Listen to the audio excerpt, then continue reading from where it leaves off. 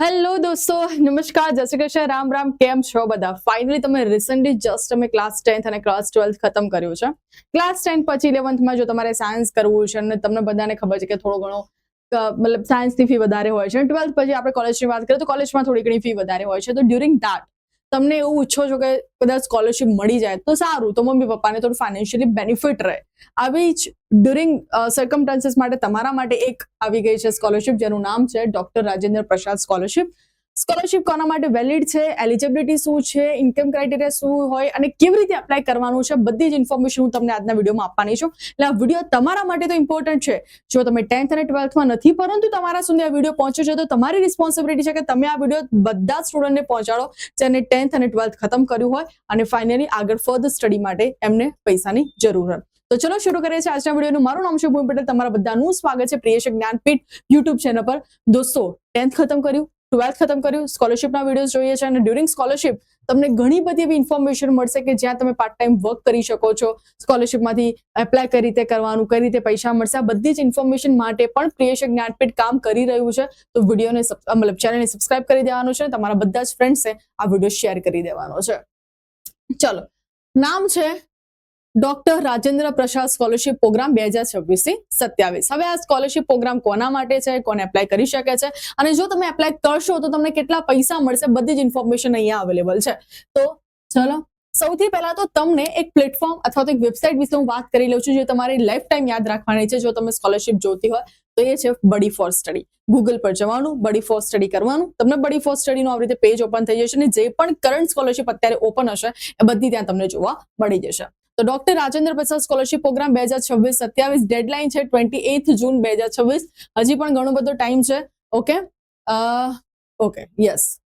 Students will receive a one time scholarship. એક જ વખત તમને સ્કોલરશિપ મળવાની છે up to ₹30,000 depending on your fee structure. તમારી જે ફી સ્ટ્રક્ચર છે એ પ્રમાણે વેરિએશન થઈ શકે છે. 30,000 સુધીની તમને સ્કોલરશિપ મળશે.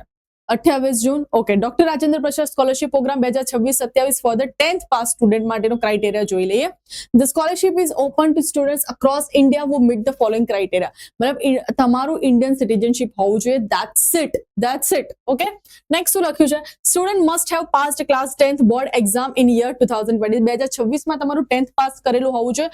કોઈ પણ બોર્ડ પાસ હોય, ICSE હોય, CBSE હોય, GSEB હોય, કોઈ પણ બોર્ડથી પાસ કરેલું ચાલશે.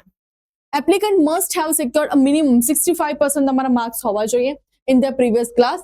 The annual parental income must not exceed 8 લાખથી વધારે તમારી ફેમિલી ઇન્કમ ના હોવી જોઈએ. હવે ફેમિલી ઇન્કમમાં ખાલી પપ્પાની ઇન્કમ ના ગણાય. તમે જે ફેમિલીમાં રહો છો એમાં જેટલા પણ લોકો કામ કરી રહ્યા છે બધાની મિક્સ થઈને 8 લાખથી વધારે ના હોવી જોઈએ એ સેનમાં કહેવામાં આવ્યું છે. જો તમે સ્ટુડન્ટ છો અને તમે જે 10th તમારું પાસ આઉટ કર્યું છે, કોઈ ગવર્મેન્ટ સ્કૂલથી પાસ આઉટ કર્યું છે તો તમને ફર્સ્ટ પ્રાયોરિટી મળશે. પ્લસ એની સાથે સાથે ઇન્ડિયાના એવા આપણે જિલ્લા જે કહી શકીએ કે જેને આપણી સરકાર જે છે એમને વિકાસ પામવા માટે ઝડપથી કામ કરી રહી છે, લાઈક દાહોદ છે, તો એ બધા વિસ્તારમાંથી જેટલા પણ સ્ટુડન્ટ રહે છે એમને ફર્સ્ટ પ્રાયોરિટી આપવામાં આવે છે. તો આ બધા જિલ્લાઓને એસ્પિરેશનલ ડિસ્ટ્રિક્ટ કહેવામાં આવે છે. તો આ બધા લોકો સુધી ખાસ વિડીયો પહોંચાડજો જેથી એ સ્ટુડન્ટ્સને આર્થિક મદદ મળી રહે. બેનિફિટ છે selected students will receive a one time scholarship up to 30,000 depending on the fee structure. The scholarship amount can only be used to cover academic expenses such as tuition fee, books, study materials, રહેવા માટે, accommodation મતલબ રહેવા માટે and other education related cost. Document કયા જોશે તો તમારો passport size photograph, તમારો પ્રૂફ જોશે મતલબ Aadhaar card, PAN card, class 10ની માર્કશીટ જોશે, એડમિશન તમે જ્યાં લીધું છે એનું ફી સ્ટ્રક્ચર શું છે એ પણ તમારે બતાવવું પડશે કે આટલી મારી ફીસ હું પે કરવાનું છું, ફી સ્ટ્રક્ચર શું છે, એન્યુઅલ તમારી ઇન્કમ સર્ટિફિકેટ જોશે અને બેંક એકાઉન્ટ ડિટેલ્સ જોશે જેમાં તમારા પૈસા ટ્રાન્સફર કરી શકે. એ જ રીતે 12th માટે લખ્યું છે એમાં પણ લાસ્ટ ડેટ તમારી 28 જૂન છે અને સેમ ટુ સેમ છે. Okay, details. નેક્સ્ટ થોડા ક્વેશ્ચન્સ જોઈ લઈએ. Who apply? તો 10th અને 12th વાળા એપ્લાય કરી શકે. Is the scholarship available for the private school student? કારણ કે અહીંયા ઉપર લખ્યું છે કે પ્રેફરન્સ ગવર્મેન્ટ સ્કૂલ વાળા સ્ટુડન્ટ્સને મળશે પણ પ્રાઇવેટ વાળા પણ એપ્લાય કરી શકે છે. નોર્થ ઇસ્ટ રીજન વાળા એપ્લાય કરી શકે છે. What expenses cover? તમારો ફીઝનો, બુક્સનો, તમારું રહેવાનું બધે માટે તમારી એક રિસિપ્ટ હોવી જોઈએ, તે અમારે અપલોડ કરવાની રહેશે. બધા ખર્ચો તમે કવર કરી શકો છો.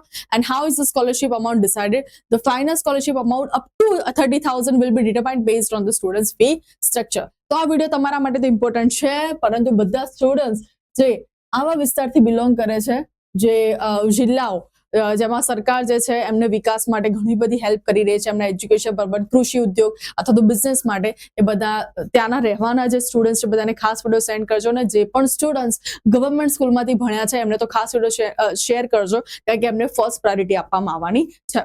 તો યસ, ચેનલને સબસ્ક્રાઇબ કરી દેજો અને આ વિડીયો તમારા બધા ફ્રેન્ડ્સને શેર કરી દેજો. ટીટીએમ બાબા, ટેક કેર દોસ્તો, જય શ્રી કૃષ્ણ, રામ રામ.